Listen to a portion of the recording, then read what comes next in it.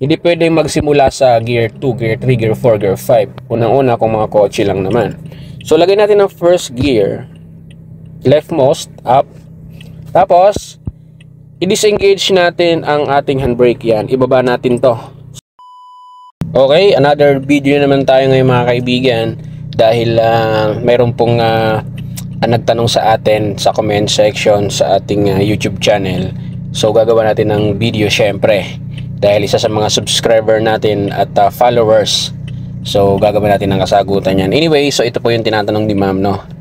So shoutout na rin kay ma'am, ay di ko alam kung lalaki o babae siya. Kasi ito yung kanyang pangalan. Sa Facebook pala ito. Yan.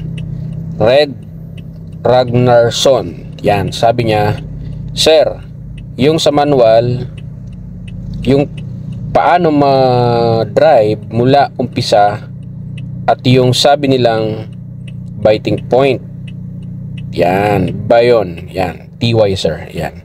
So, paano daw magsimula sa umpisa i-drive ang manual transmission?"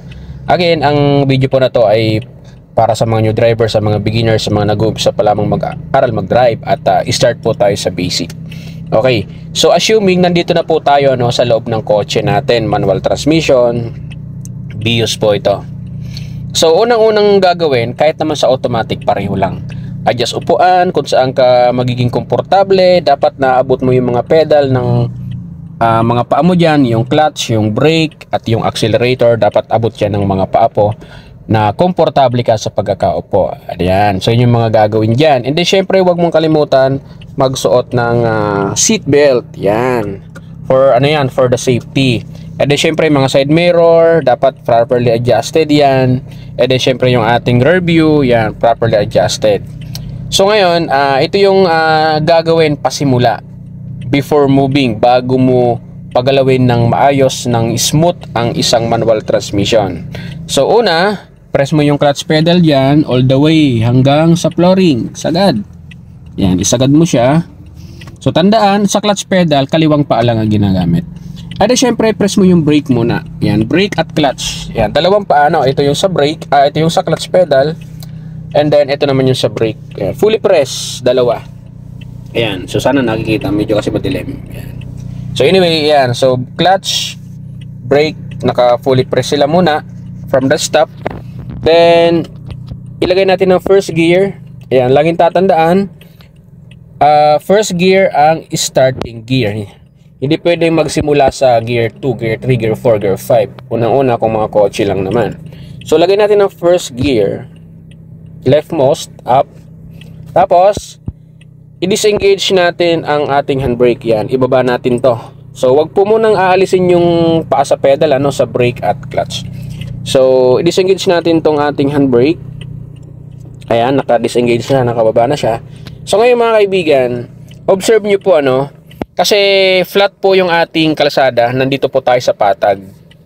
Ayan, kung mapapansin nyo, naka-press po tayo ng clutch dahil nag-shift tayo ng first gear. Nag-press tayo ng brake, naka-press pa yan dahil i-disengage natin yung ating handbrake. Ngayon, kung papagalawin na po natin ang sasakyan, since patag naman po ang ating kinalalagyan ngayon, okay lang na i-release na natin yung brake pedal. Alisin na natin.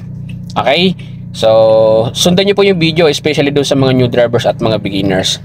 And then syempre, yung biting point, ito po yung smooth na paggalaw nung sasakyan. Mabagal na paggalaw. Yung hindi mamamatay ang makina, yung hindi magkakaroon ng pag-stall ang engine.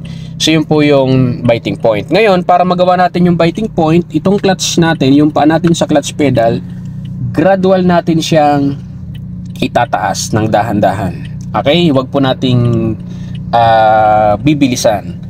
Hanggang sa maramdaman mo na umabante yung sasakyan natin or gumalaw siya moving forward, yun na po yung biting point. Then, stay natin yung paa sa clutch ng at least mga 3 to 5 seconds para lang ma-avoid natin yung pagka matay ng engine. So yun po yung tinatawag na biting point.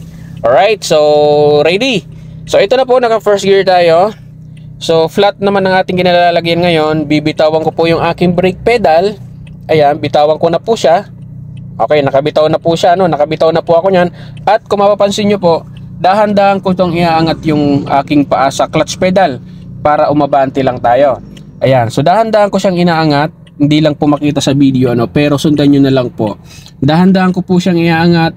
And then, pag naramdaman kong nag-move, mag-start mag-move ang kotse, ayan, nag-move na po siya. Kung mapapansin nyo po dito, ayan, nag-move na po yung ating sasakyan ng dahan-dahan. So, naka-steady po yung paa ko dyan sa clutch, no? Naka-paste, naka-hold ng at least 3 to 5 seconds. Yan. So, yun po mangyayari yung smooth na pag-andar, no? Ayan. So, yun po, ganun po ginagawa pag magpapagalaw ng isang manual transmission. Then, pag hihinto po kayo, i-press nyo po ulit yung clutch all the way hanggang sa flooring, press, tapos press din ng brake pedal. Yan. Okay, kung mapapansin nyo, napahinto ko po yung aking kotse nang hindi po namamatay ang engine natin. Ayan, naka-stop na po tayo. Ngayon, naka-press pa ako ng clutch at naka-press pa ako ng brake pedal. So, ibalik natin ng neutral yung ating gear. Ayan, double check. And then, engage natin yung ating handbrake. Yan, so ganun. Then pwede na natin bitawan yung paa natin sa clutch at pwede na natin bitawan yung paa natin sa brake dahil naka-handbrake na siya at naka-neutral na naman. Alright, so sana po nasundan nyo po yung video. Yung po yung i-practice po ninyo muna kung kayo ay nag-uumpisa pa lamang mag-aral mag-drive. Stop and go ang process.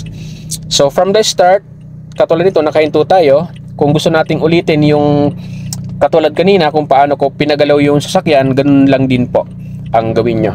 So kung mapapansin nyo, first gear lang ang in-insert ko kasi yan po ang starting gear. Hindi pa po tayo nag-shift ng gear 2. Siguro in the next video ipapakita ko sa inyo. So yun lamang, sana po nakatulong sa video na to, lalong lalo na dun sa nagtanong. Bye bye!